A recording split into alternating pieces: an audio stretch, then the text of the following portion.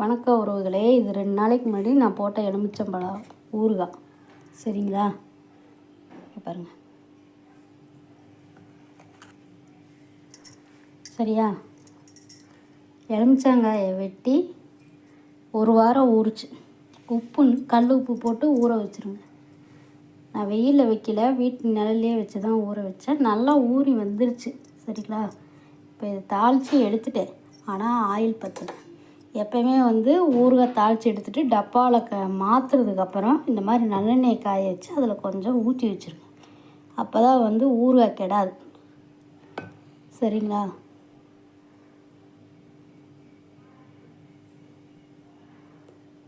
கெட்டு போகாமல் இருக்கிறக்காக தான் ஊற்றி வைக்கிறது.